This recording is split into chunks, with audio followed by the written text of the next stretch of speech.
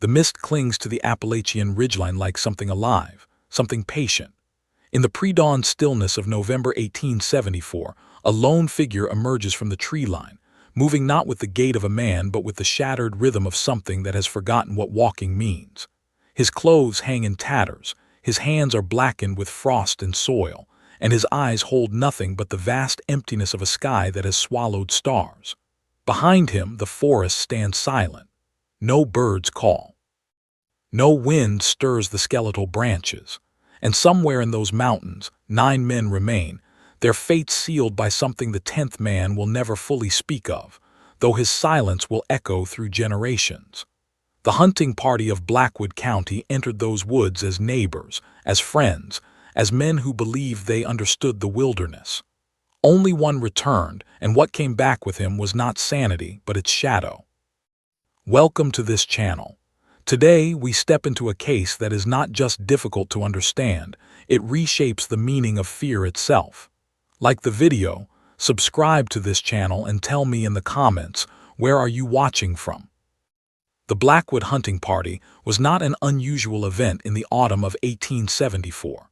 Men from the small settlements along the Cumberland Gap had been organizing such expeditions for decades, bringing back deer, elk, and wild boar to sustain their families through the brutal mountain winters.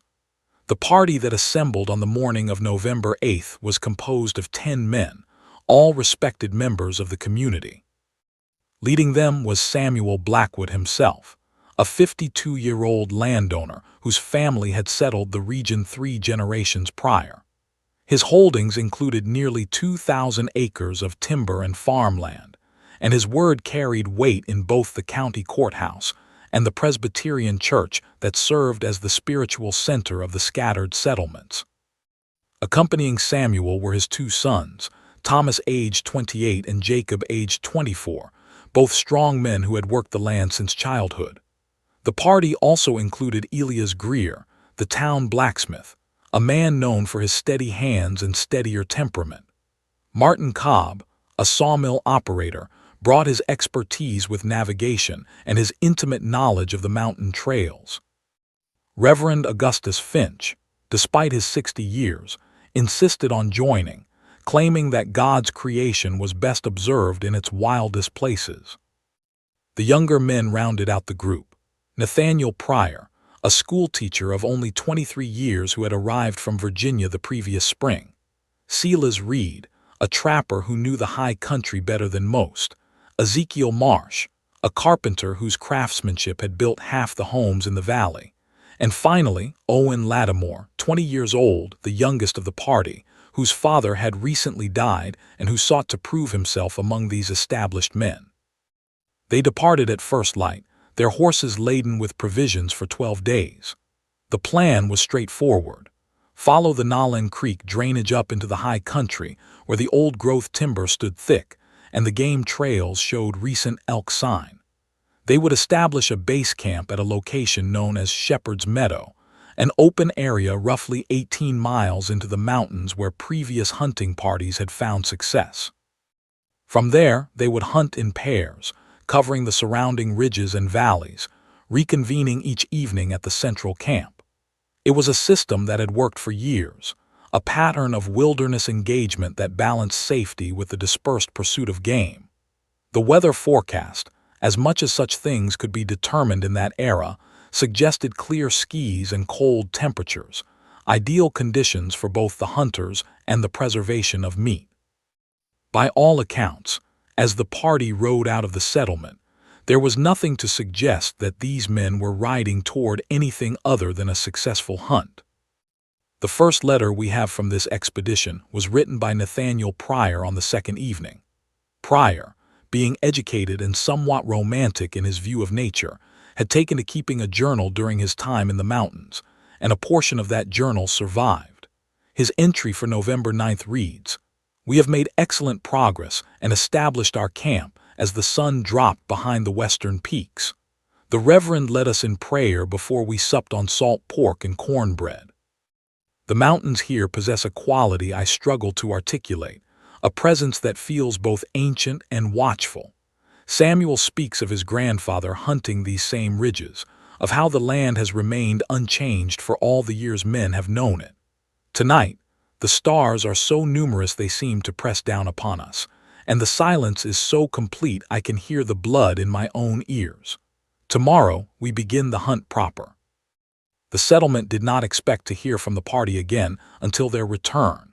Communication from deep in the mountains was impossible in that era, and families understood that their men would be unreachable for the duration of the expedition. Life in the valley continued its rhythms. Women tended to the endless work of preservation and preparation for winter. Children attended the schoolhouse where a substitute teacher had been arranged to cover Nathaniel Pryor's absence. The blacksmith's apprentice managed the forge in Elias Greer's stead. Days passed with the slow certainty of autumn moving toward winter, and no one felt particular concern. Hunting parties sometimes extended their stays if the game was plentiful, and an extra few days in the mountains was not unusual. November 21st arrived with a cold front that brought sleet and freezing rain to the valley. Up in the high country, the conditions would have been far worse. Still, the families felt no alarm. These were experienced men, well-provisioned and capable. But when November 23rd came and went with no sign of the hunters, when November 25th arrived and the trails remained empty, a different feeling began to settle over the community. Sarah Blackwood, Samuel's wife, appeared at the home of the county sheriff, a man named Douglas Henneman, and requested that a search be organized. Henneman was reluctant. The mountains in late November could be deadly to those unfamiliar with them, and organizing a search party in such conditions risked creating more casualties than it might prevent. He counseled patience, suggesting that the men had likely found shelter and were waiting out the weather before attempting the return journey. But on the morning of November 27th, as dawn broke gray and cold over the valley, a figure was spotted on the eastern road. Doc Harlan, making an early call to a farm where a woman was suffering from fever, saw the shape first, a man staggering rather than walking, moving with the mechanical persistence of someone operating on nothing but the body's most primitive imperative to continue forward. Harlan pulled his buggy alongside and nearly fell backward when he recognized Owen Lattimore. The young man's face was gray as ash, his lips cracked and bleeding, his hands wrapped in strips of cloth that had once been part of his shirt. He did not speak when Harlan called his name. He did not appear to register the doctor's presence at all. Harlan had to physically restrain him from continuing down the road, and even then Lattimore struggled, his eyes fixed on some point in the middle distance, his mouth working soundlessly. They brought him to the doctor's home rather than his own, a decision that likely saved his life. For 3 days, Owen Lattimore lay in a state that moved between fevered delirium and catatonic stillness. He would not eat. He barely drank the water they forced between his lips. When he did speak, the words were fragments, disconnected syllables that formed no coherent meaning. "The watching," he would whisper. "The watching and the walking and the way it knows." Then he would fall silent again, his eyes moving back and forth as if following something across the ceiling that no one else could see. Doc Harlan treated him for severe frostbite, malnutrition, and exposure, but there was something else present, something the doctor's medical training had not prepared him to address. In his private notes, Harlan wrote, "The boy's body is recovering, but his mind has traveled to a place from which I fear it may never fully return." If you're still listening, take a moment to like the video, subscribe to this channel, and tell me in the comments, where are you watching from? On the 4th day, Owen Lattimore spoke his first complete sentence. He was alone in the room when it happened, or so it was believed, though the doctor's wife who was tending the kitchen heard him clearly through the wall. He said, "They're still there. They're still waiting. They've always been waiting." When she entered the room, Lattimore was sitting upright in bed, fully conscious for the first time since his arrival. He looked at her with eyes that had aged decades in less than 3 weeks. "I need to speak to the sheriff," he said. "I need to tell what happened before I forget how to say it." Sheriff Henneman arrived within the hour, bringing with him the county clerk to take down an official statement. What follows is the transcript of that interview, preserved in the Blackwood County records, written in the careful script of a man trained in legal documentation. The transcript begins with Henneman's question, "Owen, can you tell us what happened to the hunting party?" Lattimore's response, according to the transcript, began with a long pause. Then, "We found something up there, or it found us. I don't know which is true, maybe both are true, maybe neither matters." Henneman pressed him for specifics. "Where were the other men?" Lattimore said.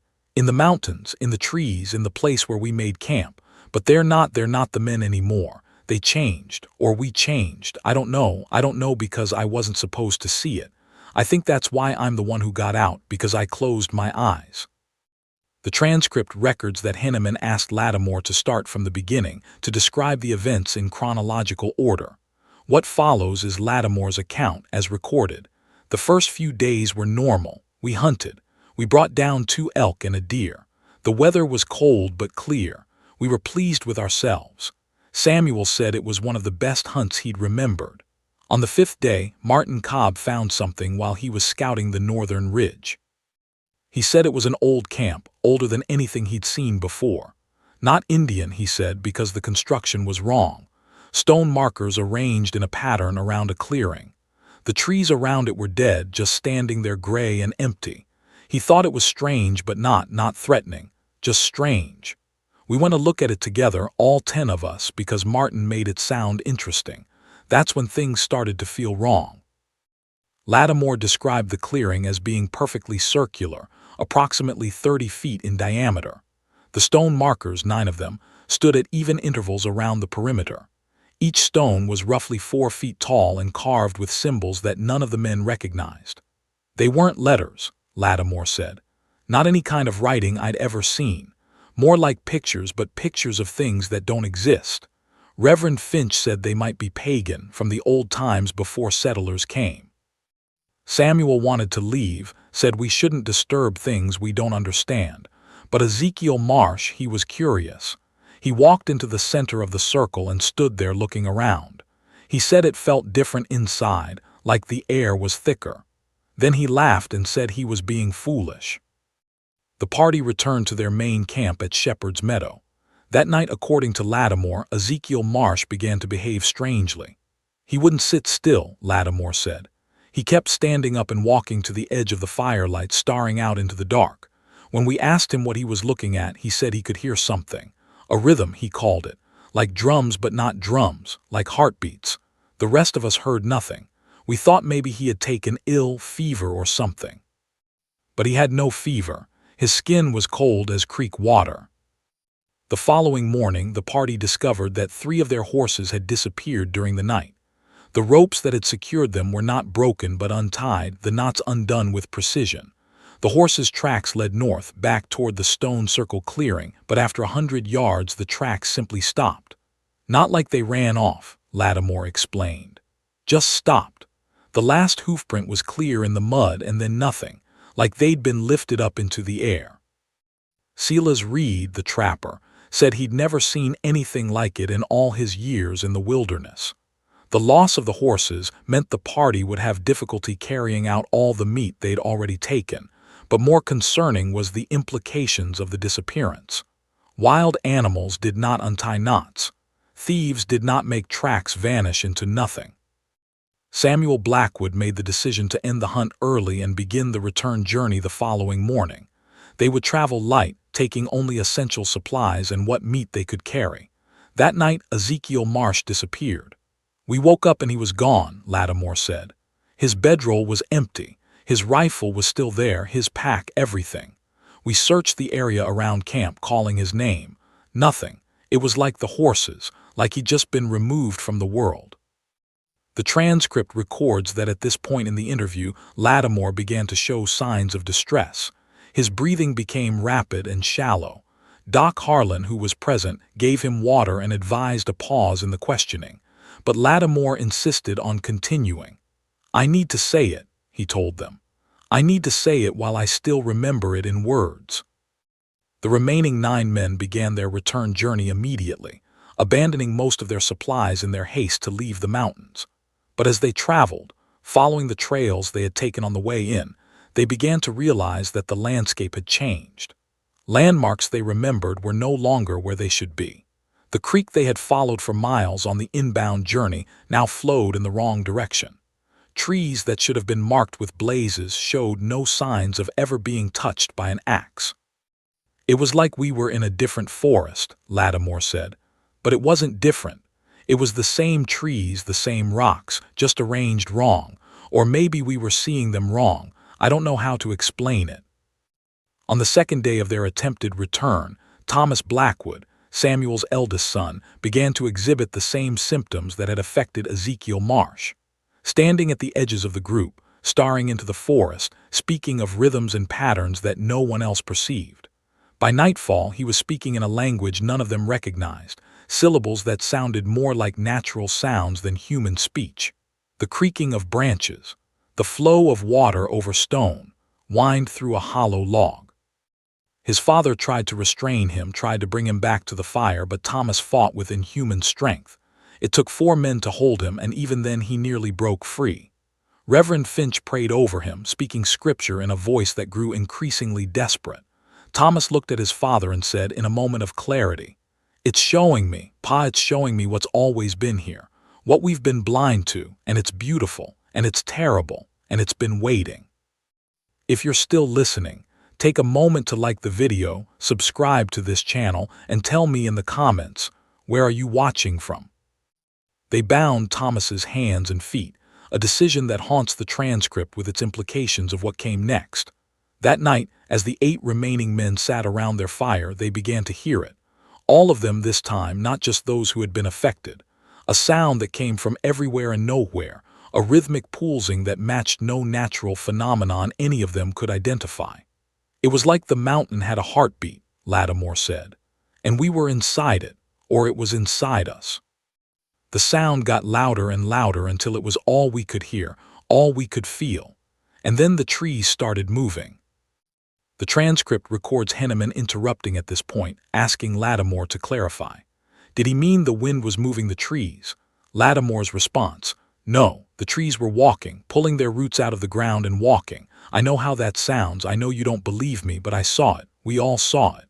The forest was rearranging itself around us, and Thomas was laughing like it was the most wonderful thing he'd ever witnessed. Then he said, 'Can't you see? This is how it's always been. We're the ones who are wrong, we're the ones who don't fit.'" The men ran. They left Thomas bound by the fire and they ran into the darkness. It was a panicked decision, one that violated every principle of wilderness survival they knew, but the primal terror that gripped them allowed for no rational thought. They scattered in different directions, each man seeking only to put distance between himself and whatever was manifesting in that camp.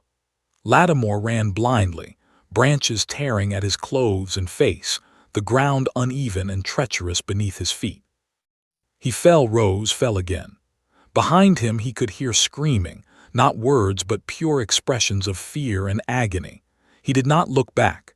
He could not have said how long he ran, only that when he finally collapsed from exhaustion, the forest around him was utterly silent. When dawn came, Lattimore found himself in a part of the mountains he did not recognize. There were no trails, no landmarks he knew. He walked in what he hoped was a downslope direction, knowing that following the pull of gravity would eventually lead him out of the high country. He walked for what he estimated to be 3 days, though time had become elastic and unreliable. He ate nothing. He drank from streams when he found them. At night he did not sleep, but rather entered a state of semi-consciousness, his back against a tree, his eyes open and staring into the darkness. "I was afraid that if I closed my eyes I would see what Thomas saw," he told the sheriff. "I was afraid I would understand it, and then I would become like him." On what he believed to be the 4th day after fleeing the camp, Lattimore encountered something that the transcript describes only as the arrangement.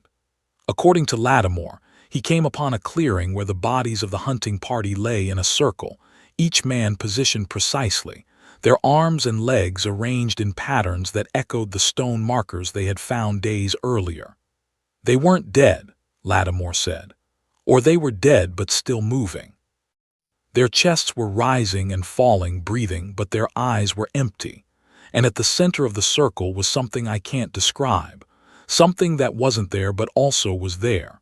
I could feel it looking at me, through me, into every memory and thought I'd ever had. It knew me better than I knew myself. The transcript records that Lattimore began crying at this point. "I closed my eyes," he said. "I closed my eyes and I ran again. And I think that's what saved me. I think it needed me to see it, to acknowledge it, to accept it. And I wouldn't. I refused. Even though part of me wanted to understand, wanted to be part of what was happening, I refused. I kept my eyes closed and I ran until I couldn't hear the breathing anymore, couldn't feel the weight of that presence. And when I finally opened my eyes again, I was on a trail I recognized. The trail that leads back to the valley." Sheriff Henneman organized a search party the following day. 23 men volunteered, though most were driven more by duty than enthusiasm. They brought lanterns, rope, firearms, and supplies for a week-long search. Doc Harlan accompanied them, thinking there might be survivors in need of medical attention. The party followed Owen Lattimore's directions as best they could, but from the beginning there were discrepancies. Landmarks Lattimore described were not where he said they should be. The Stone Circle clearing could not be found. Shepherd's Meadow, where the main camp had been established, showed no signs of recent habitation. No fire rings, no disturbed ground where tents had stood, no evidence that 10 men and their horses had spent multiple days in that location. They searched for 8 days, covering an area of roughly 40 square miles. They found nothing. No bodies, no equipment, no trace of the Blackwood hunting party. The only discovery of note was reported by a man named Curtis Waller, who had wandered somewhat away from the main search group. Waller claimed to have found a clearing with 9 standing stones, but when he tried to lead the others back to it, he became disoriented and could not relocate it. The search party returned to the valley on December 8th with nothing to show for their efforts. The official report stated that the 9 missing men were presumed dead, lost to the mountains due to circumstances unknown. It was a conclusion that satisfied no one but which offered a framework for the community to begin the process of mourning. The funerals were held on December 15th at the Presbyterian Church. 9 empty coffins were blessed by a visiting minister, as Reverend Finch had been among the lost. The church was filled beyond capacity, people standing in the aisles and spilling out onto the frozen ground outside. Sarah Blackwood sat in the front pew with her daughters, her face composed in a mask of grief that would remain fixed for the rest of her life. She would never speak publicly about her husband and sons, would never offer theories or speculation about their fate. In the private letter she wrote to her sister in Tennessee, a letter that survives in a family collection, she said only, "Something took them. Not the cold, not wild animals, not any natural danger of the mountains. Something that has always been there, something that we have been fortunate enough to avoid until now. I feel it sometimes, late at night, pressing against the walls of this house, waiting to see if I will acknowledge it. I keep my eyes on the floor and I do not look into the dark corners." Owen Lattimore left Blackwood County in the spring of 1875. He moved to Kentucky, then to Ohio, constantly relocating as if pursued by something only he could perceive. Letters he wrote to Doc Harlan, who maintained correspondence with him, reveal a man slowly fragmenting under the weight of his memories. In June of 1875 he wrote, "I see them sometimes in crowds, men with their faces but wrong somehow, off by degrees that I cannot articulate but which I know in my bones. Are they the others? Are they what the others became? Or am I losing my ability to recognize the real from the unreal?" By 1876, his letters had devolved into near incoherence, filled with drawings of spirals and circles, mathematical notations that followed no system Doc Harlan could identify. The last letter came in March of 1877. It contained only a single sentence, "I think I'm ready to understand now." Inquiries sent to the address in Ohio were returned as undeliverable. A private detective hired by Doc Harlan, who had grown concerned for the young man, reported that Owen Lattimore had left his boarding house in the night, leaving all his possessions behind. His landlady said he had seemed calm, almost peaceful, in the days before his disappearance. He had been drawing something on the floor of his room in chalk, a large circular pattern that took him 3 days to complete.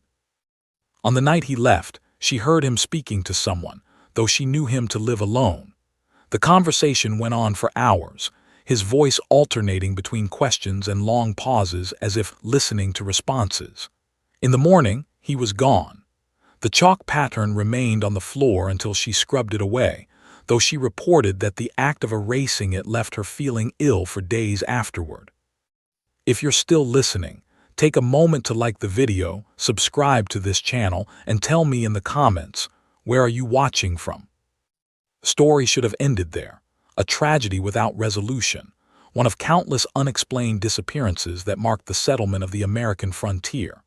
But the Blackwood case refused to remain buried in the past. In 1882, a hunter named Joseph Renick went missing in the same general area of the mountains. His body was found 3 weeks later, positioned at the base of a large oak tree, his arms and legs arranged in a pattern that those who saw it described as unnatural but deliberate.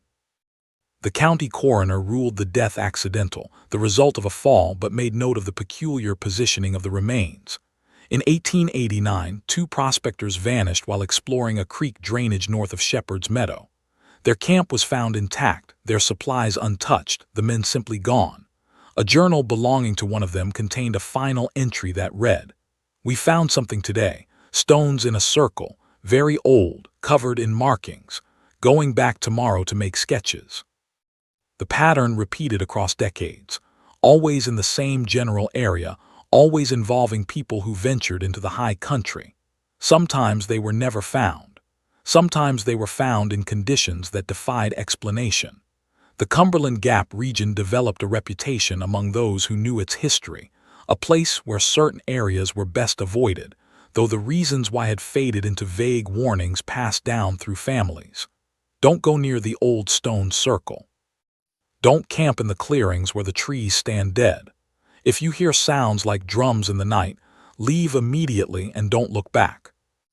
In 1903, a folklore collector from the University of Virginia named Dr. Margaret Hensley traveled to Blackwood County to document local legends and oral histories. She had heard references to the vanishing grounds and sought to create a comprehensive record of the stories surrounding the area. What she found exceeded her expectations. Over the course of 3 months, she interviewed more than 40 residents who had stories connected to the mountains. Elderly men spoke of hunting parties that had returned with fewer members than they departed with, the survivors refusing to discuss what had happened. Women spoke of husbands and sons who came back from the mountains changed, withdrawn, speaking of things they had seen that made no sense in the light of day. Children repeated rhymes and games that seemed to reference some presence in the high country, songs with lyrics like, "The walkers in the wood who wait and watch and know." Dr. Hensley's research notes, preserved in the university archives, reveal her growing unease with the material she was collecting. In a letter to a colleague she wrote, "There is a consistency to these accounts that troubles me greatly. Normally, folklore develops variations as it passes through generations and communities. Each telling adds or subtracts elements, embellishing or simplifying. But the stories here are remarkably uniform in their details. The stone circle, the rearranging forest, the sense of being observed by an intelligence that predates human presence in these mountains. Either this represents an unusual case of cultural memory preservation, or these stories share a common source in genuine encounters with something that exists independent of human interpretation." Dr. Hensley attempted to locate the stone circle herself. She hired a local guide, a man named Thomas Weaver who had lived in the mountains his entire life. Weaver agreed to take her into the high country but refused to go beyond certain boundaries. "There are places up there that aren't right," he told her. "My grandfather showed me the borders when I was a boy, taught me to recognize the signs, trees that grow in spirals, rocks that sit wrong on the ground like they've been placed rather than fallen naturally. When you see those things, you turn around. You don't ask questions, you just turn around and leave." Despite Weaver's reluctance, Dr. Hensley pushed deeper into the mountains, determined to find the clearing that appeared in so many accounts. Her final journal entry, dated November 7, 1903, reads, "Thomas has refused to go further. He is setting up camp here while I proceed alone to investigate a clearing I spotted from the ridge above. The trees surrounding it match the descriptions I have collected. I should reach it within the hour and will return before dark." Dr. Margaret Hensley did not return. Thomas Weaver waited for 2 days before returning to the valley and reporting her disappearance. A search party found her camp undisturbed, her notes and equipment exactly as she had left them. They followed her trail to a clearing that matched her description, a circular space perhaps 40 feet in diameter, surrounded by trees that grew in peculiar twisted forms. At the center of the clearing, they found her notebook, open to a blank page.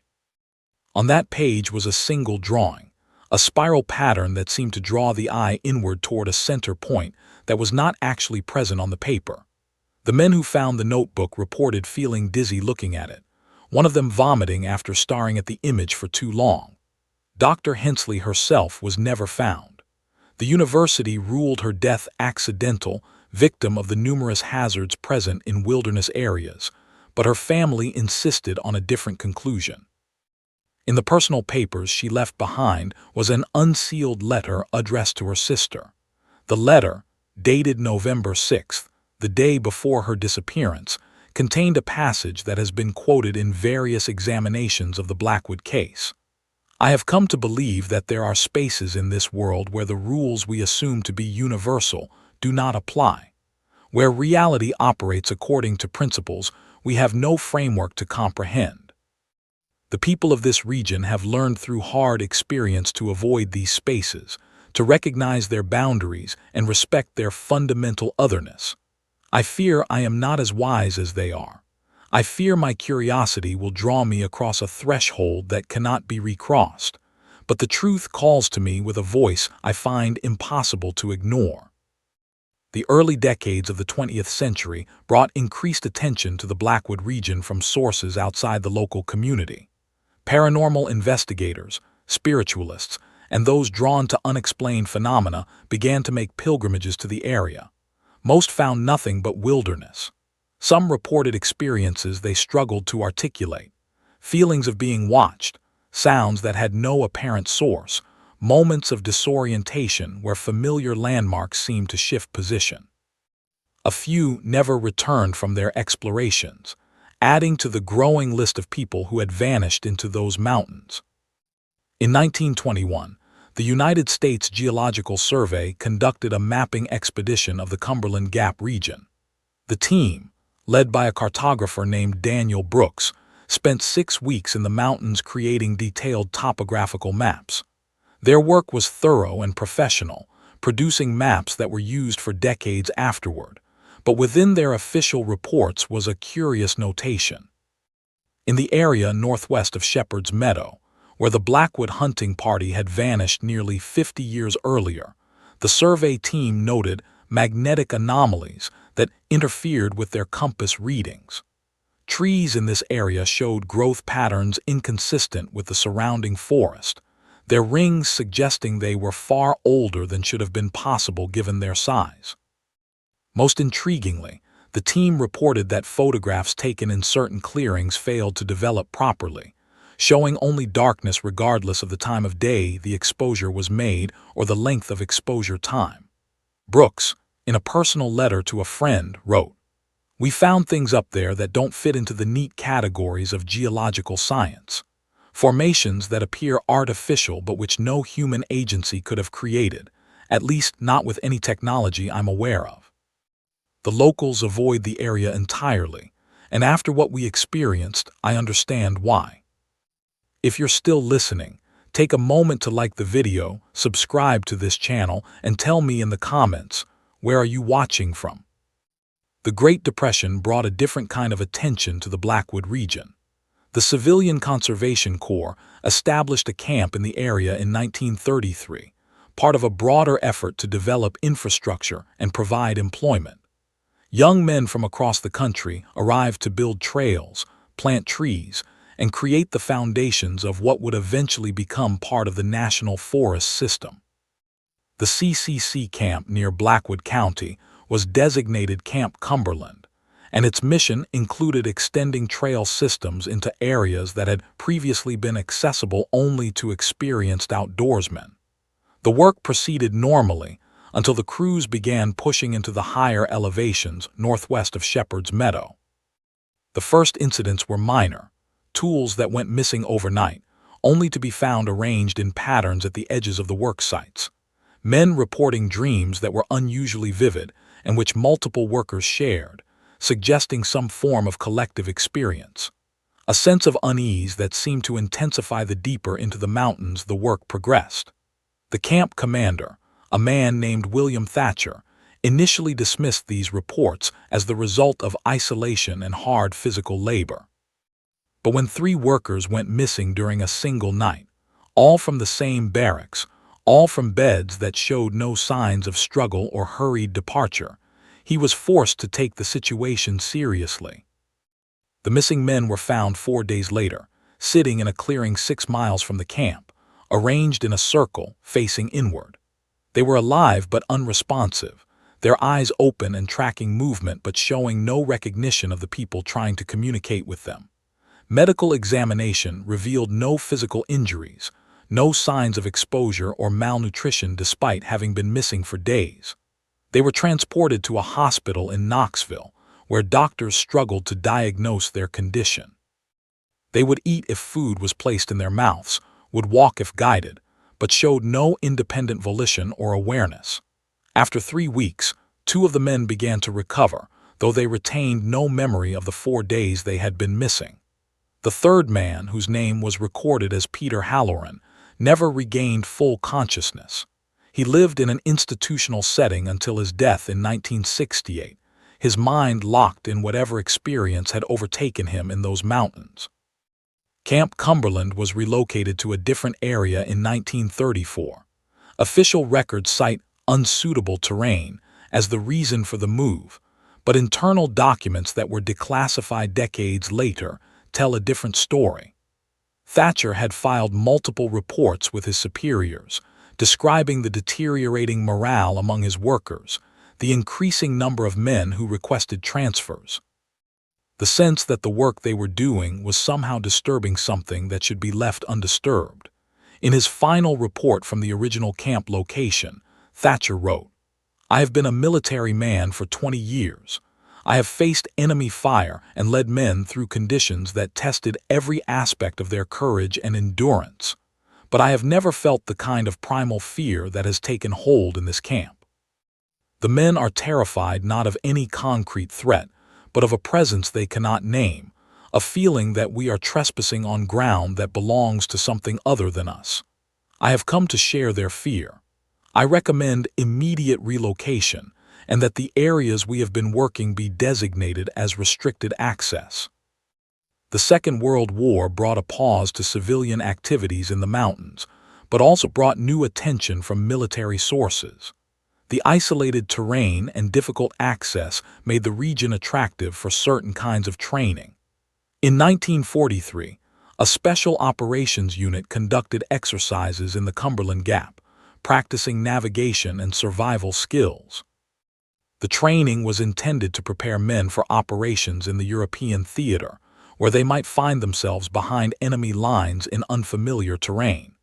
The unit spent 2 weeks in the mountains, and while the exercises were deemed successful, several after-action reports mentioned unusual incidents. Sentries reporting figures moving in the forest that vanished when approached, compass readings that shifted erratically in certain areas. A sergeant who went missing for 18 hours, only to be found standing in a clearing, facing a circle of stones, speaking in a language no one in the unit recognized. The sergeant, whose name was removed from declassified documents but who is referred to only as Subject M, underwent psychiatric evaluation upon return to base. The evaluating psychiatrist noted, "Subject displays symptoms consistent with acute dissociative disorder.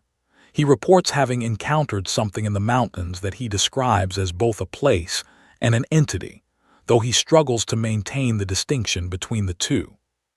He states that he was shown things, taught things, about the nature of reality and consciousness that he cannot adequately express in language. When pressed for details, he becomes agitated and insists that understanding these concepts requires direct experience, that they cannot be communicated through normal means of description. Of particular note is his insistence that he was given a choice, that he could have remained in what he calls the arrangement, but chose to return.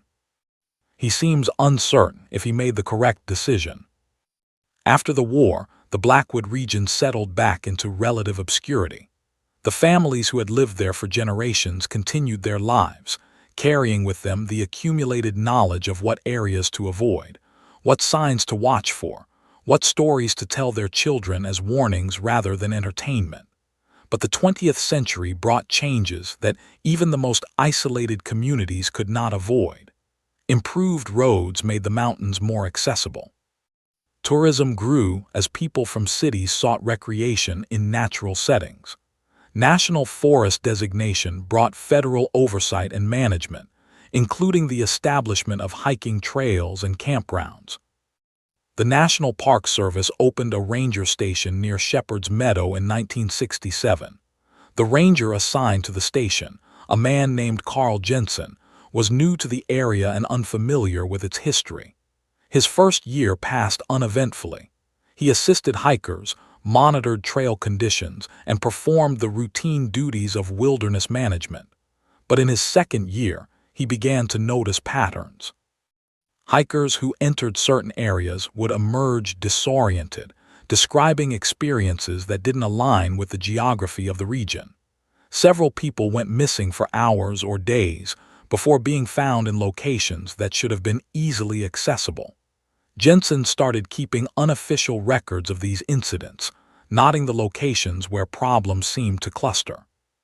In 1970, Jensen filed a report with his superiors recommending that certain trails be closed or rerouted. He cited safety concerns, unusual magnetic anomalies, and what he carefully termed psychological effects on visitors that may be related to environmental factors not yet understood. His recommendations were largely ignored. The trails remained open, though some received additional warning signs about difficult terrain and the need for proper preparation.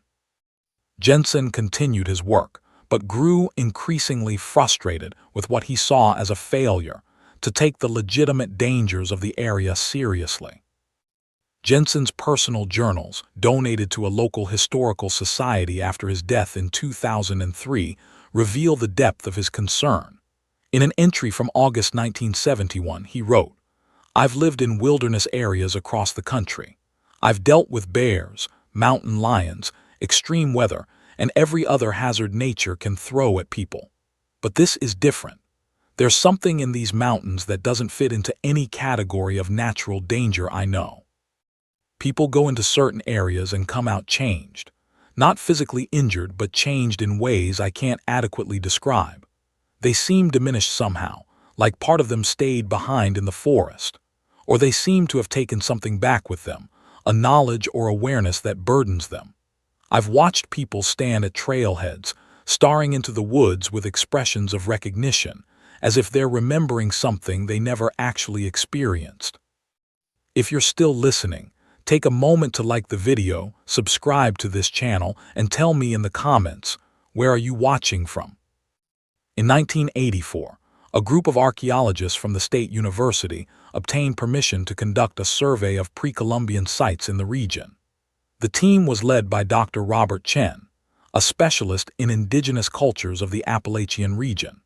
They were specifically interested in exploring the possibility that native peoples had established ceremonial sites in the high country, sacred spaces that might have been used for vision quests or other spiritual practices. The team spent 3 weeks in the mountains, using ground-penetrating radar and other non-invasive techniques to search for evidence of human activity predating European settlement. What they found contradicted their expectations. In an area northwest of Shepherd's Meadow, in what had come to be known locally as the Quiet Zone, their equipment detected a series of underground structures. The structures were arranged in a circular pattern, each component precisely positioned relative to the others. But the construction techniques and materials were unlike anything in the archaeological record of indigenous peoples. The structures appeared to be far older than any known human habitation of the region, predating not just European contact, but potentially predating the presence of modern humans in North America entirely. Dr. Chen, in his preliminary report, wrote, "We have found evidence of architecture and engineering that should not exist in this location, and should not be as old as our dating methods suggest. The implications are profound and troubling. Either our understanding of human migration and settlement patterns is fundamentally flawed, or what we have discovered was built by something other than humans." The team planned to return the following summer with more equipment and personnel to conduct a full excavation.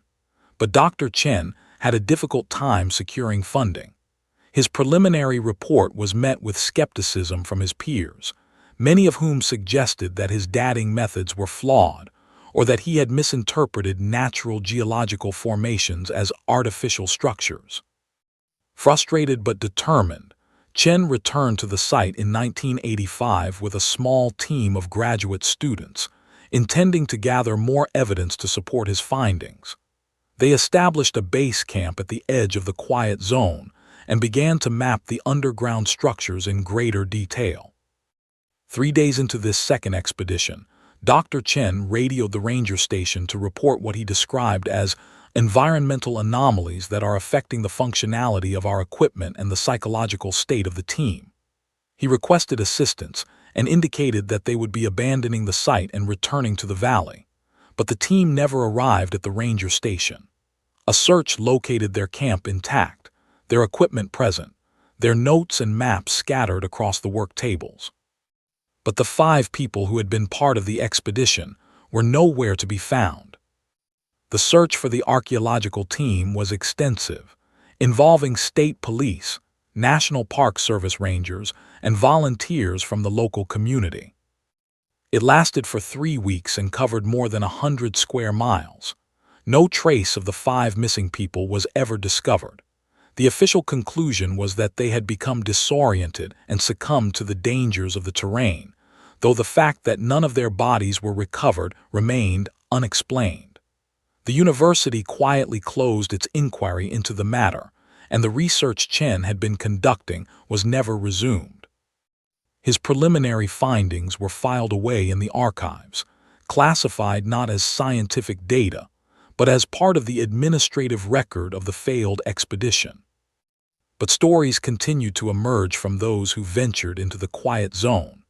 In 1992, a hiker named Patricia Blackwell was found wandering along a road 15 miles from where she had parked her car 3 days earlier. She had no memory of the intervening time, no explanation for how she had traveled such a distance. Medical examination revealed unusual activity in her brain, patterns that neurologists described as inconsistent with known seizure disorders or other neurological conditions. Over the following months, Blackwell began to experience vivid dreams and waking visions. She described seeing the forest as it had been thousands of years in the past, then millions of years, then further back to times when the mountains were seabeds, then further still to eras that preceded the formation of the earth itself.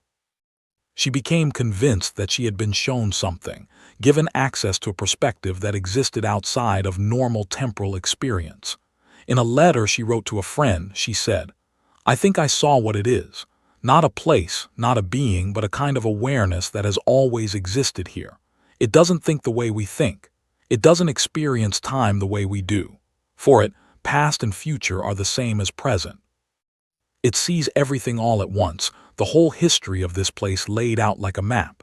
And for just a moment it let me see what it sees. I don't think I was supposed to survive that. I think it showed me too much, and now I'm leaking away. That's the only way I can describe it. I'm leaking away, and eventually there won't be enough of me left to keep existing in this world." Patricia Blackwell died in 1995. The medical examiner ruled the cause of death as cardiac failure, but noted in his report that her brain showed anomalous structures, formations that resembled neural tissue but which displayed organizational patterns unlike anything in medical literature. Samples were sent to research institutions, where they were studied and then quietly archived, the findings deemed too unusual to publish without further corroboration that was never sought. The 21st century brought new technologies to the study of unexplained phenomena. Amateur investigators equipped with digital cameras, GPS devices, and internet forums began to share information about locations like the Blackwood region. The quiet zone became a destination for those interested in what they termed liminal spaces, areas where the normal rules of reality seemed to operate differently. Some of these investigators came and went without incident.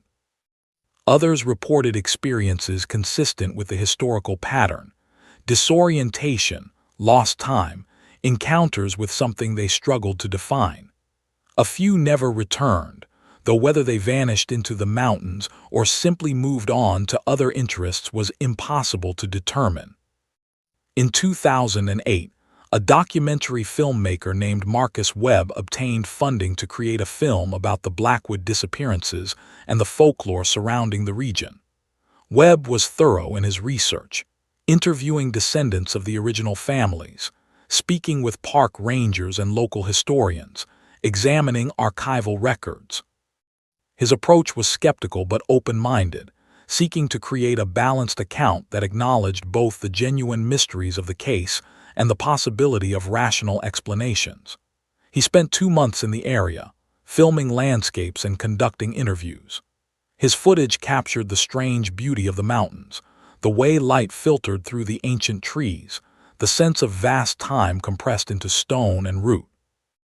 Webb's final interview was scheduled with an elderly man named James Lattimore, grandson of Owen Lattimore, the sole survivor of the original hunting party. James was 93 years old, living in a nursing home in Tennessee, and had never spoken publicly about his grandfather's experience. Webb traveled to meet him, camera in hand, expecting perhaps a few family anecdotes, some perspective on how the tragedy had affected subsequent generations. What he received instead was something far more disturbing. The interview was never completed. According to staff at the nursing home, Webb spent 3 hours in James Lattimore's room. At the end of that time, he emerged visibly shaken, thanked the staff, and left. He drove back to his hotel, packed his equipment, and returned home to California. He abandoned the documentary, refusing to discuss his reasons with his investors or colleagues. The footage he had shot was never edited or released. When pressed by those who had funded the project, Webb would say only, "Some stories should not be told. Some knowledge should not be shared. What James Lattimore told me, what his grandfather told him before he died, those are things that become dangerous in the knowing. I'm done with this project. I'm done with those mountains. And anyone with sense would be too." Webb destroyed his footage shortly after returning home. He burned the tapes in his backyard, along with his notes and transcripts. Neighbors reported seeing him standing over the fire, watching as smoke rose into the night sky, his expression one of relief rather than regret. He never worked on another documentary and refused all interviews about the Blackwood project for the rest of his life. When he died in 2017, his wife found a single document in his personal files, a letter addressed to no one, dated the day after his interview with James Lattimore. The letter contained a single paragraph: "Owen Lattimore survived because he refused to understand. He closed his eyes and rejected what he was being shown. But in the end, it didn't matter." Understanding came to him anyway, slowly, over years, seeping into his dreams and his waking thoughts until he could no longer distinguish between the world as it is and the world as it really is. His grandson carries that knowledge now. He carries it the way you carry a disease, something passed down through blood and memory. He told me things that I wish I could unhear, concepts that have infected my thinking like parasites. I know now what waits in those mountains. I know what has always waited there, patient and eternal.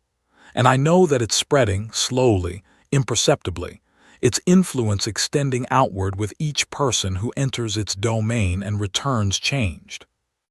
The quiet zone remains accessible today. Hikers enter it regularly, most experiencing nothing more unusual than the natural beauty and isolation of wilderness. But occasionally, someone comes out speaking of experiences that echo the historical pattern, of time that moved differently, of seeing arrangements in the forest that seemed to carry meaning, of feeling observed by something vast and incomprehensible.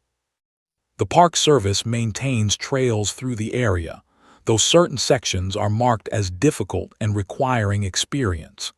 There is no mention in official literature of the disappearances, of the archaeological findings, of the century and a half of unexplained incidents that cluster around these particular mountains. Local people still share the knowledge that has been preserved through generations. They teach their children which trails to avoid, what signs indicate danger, how to recognize when the forest is showing its other face. The warnings have evolved but remain consistent in their core message. There are places in these mountains where human presence is tolerated but not welcomed, where curiosity can become a fatal weakness, where understanding comes at a cost too high to pay. An old woman interviewed in 2015, whose great-great-grandfather had been part of the search party that looked for the Blackwood hunters, said, "My family has lived in these mountains since before the Revolutionary War. We've seen things come and go, settlers and industries and ways of life. But that place up there, the quiet zone as you call it, that's been the same for as long as anyone can remember. It's older than the mountains themselves," my grandmother used to say. "It was here before the stone, before the trees, maybe before the world, and it'll be here after. It doesn't care about us except when we force it to notice us. And being noticed by it, that's not something you come back from unchanged. Most don't come back at all." If you're still listening, take a moment to like the video, subscribe to this channel, and tell me in the comments, where are you watching from? Recent years have seen a curious pattern emerge. People who have spent time in the quiet zone, even those who experienced nothing overtly unusual during their visits, report delayed effects. Dreams that begin months or even years after their hikes, dreams that multiple people share despite having no contact with each other. A growing awareness of patterns in nature that they cannot unsee, mathematical relationships in the arrangement of leaves and branches, rhythms in the movement of water that seem to carry information. Some describe it as a kind of awakening, a lifting of perceptual filters that normally protect consciousness from experiencing too much reality at once. Others describe it as a contamination, an infection of the mind with concepts that human cognition was never meant to process. A support group exists online for people who have had these experiences. They call themselves the Witnesses, and they share strategies for managing the psychological effects of whatever they encountered or were exposed to in the mountains. Reading through their forums reveals a community struggling with the gap between their direct experience and the inability of conventional frameworks to accommodate what they experienced. They speak of trying to return to normal life, to see the world the way they did before, but finding that capacity permanently altered. One member wrote, "I went hiking in those mountains 5 years ago. 3 days, nothing unusual happened, or so I thought. But about a year later, I started seeing things differently. Patterns everywhere.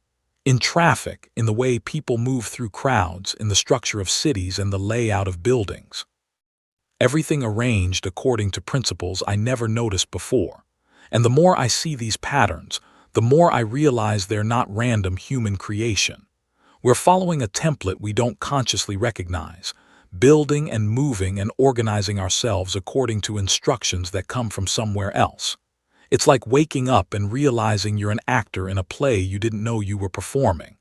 And once you see it, you can't unsee it. The world becomes transparent, and what's behind it is looking through." The scientific community has largely ignored these accounts, categorizing them as examples of pattern recognition bias or psychological conditions induced by isolation and stress.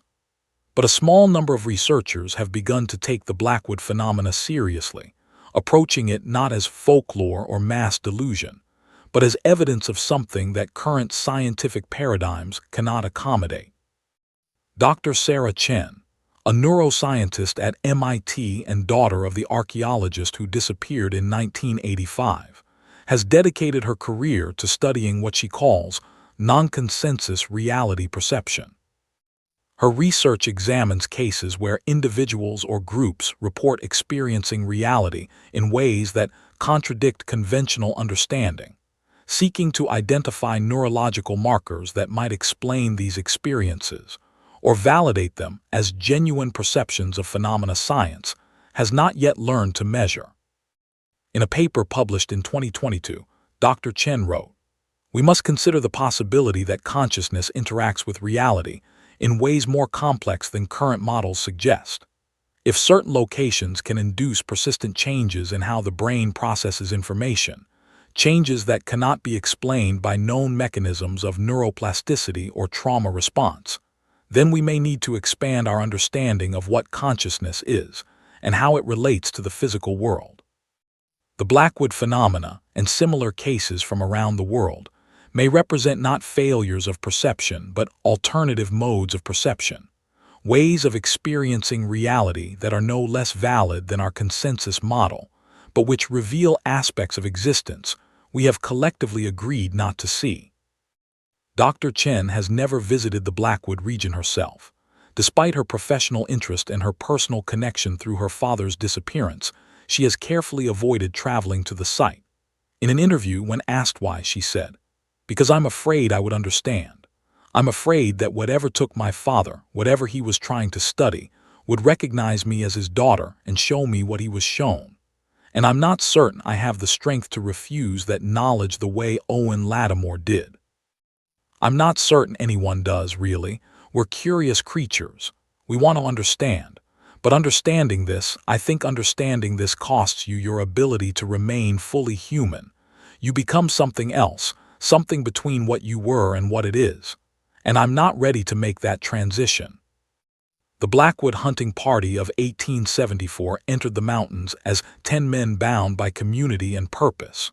Only one returned, and what he brought back was not just the story of a tragedy, but the seed of an awareness that has continued to spread across generations. Owen Lattimore closed his eyes and refused to see, but seeing found him anyway in the end. The others, Thomas Blackwood and Ezekiel Marsh, and the 7 men whose names have been spoken less frequently but whose fates were no different, they chose or were chosen to understand. And in their understanding, they crossed a threshold from which there is no return. The quiet zone remains quiet. The stones stand in their circle, visible to those who know where to look, invisible to those who don't. The forest continues its patient existence, holding within its borders something that predates human language and human thought, something that can be encountered but never fully comprehended, something that watches and waits and occasionally accepts the curiosity of those who venture too deeply into its domain. The mountains do not care about our need for answers. They do not care about our categories of real and unreal, possible and impossible. They simply are, and within them exists something that is equally indifferent to human understanding. On certain autumn nights, when the air grows cold and the mist settles into the valleys, local people report seeing lights in the high country. Not the lights of campfires or flashlights, but something else, a bioluminescence with no apparent source, patterns of illumination that move through the forest in configurations that suggest intelligence and purpose. No one goes to investigate. No one feels compelled to explain. The lights are simply acknowledged as another aspect of the mountains, another reminder that human presence here is temporary and conditional, while something else has claimed these peaks as territory far beyond our ability to contest. The question that remains, the question that has remained since 1874, is not what happened to the Blackwood hunting party. The answer to that question exists, recorded in ways we cannot read, understood by minds we cannot access. The question is what continues to happen, day by day, as people enter those mountains and sometimes return changed, as awareness spreads of something vast and patient that has existed here longer than memory, and will exist here long after the last human voice has fallen silent. The question is whether Owen Lattimore was right to close his eyes, whether refusing to see is the only way to survive, or whether survival itself is just another form of being chosen, another way for understanding to take root and grow, slowly, inevitably, until the distinction between the witness and the witness dissolves entirely, and what remains is neither human nor other but something new, something that has always been waiting to emerge. The mountains keep their secrets. They keep them in the arrangement of stones, in the patterns of growth and decay, in the memories of those who entered seeking game or knowledge or adventure, and found instead a door they could not close once it had been opened. 10 men entered. 1 crawled out at dawn. And in the space between those facts lies a truth that transforms everyone who truly grasps it, a truth that can be approached but never safely held, a truth that changes the meaning of fear itself, because it reveals that fear is not a response to danger but a recognition of irreversible transformation. The story does not end. It cannot end. It continues in every person who hears it and wonders, in every person who looks at the mountains and feels the pull of curiosity, in every person who believes they can understand where others failed. The story continues in the quiet zone, in the arrangement of stones, in the watching and the walking and the way it knows. The story continues because it was never really a story at all but a record of ongoing occurrence. A documentation of what happens when human consciousness brushes against something so fundamentally other that the contact leaves permanent scars on reality itself. And somewhere in those mountains, if the accounts can be believed, if the testimonies carry any weight, 9 men still exist in some form, arranged in their circle, breathing without awareness, seeing without eyes, understanding without the burden of having to translate that understanding into language or thought. They have become part of the arrangement, components of something larger that uses them as it uses the stones and the trees and the very substance of the mountains themselves. They are not dead because death implies an ending, and what has happened to them is not an ending but a transformation into something that exists outside the categories of life and death, something that simply is, eternally present, eternally waiting for the next curious soul to step across the boundary that separates the world we know from the world that knows us far better than we know ourselves.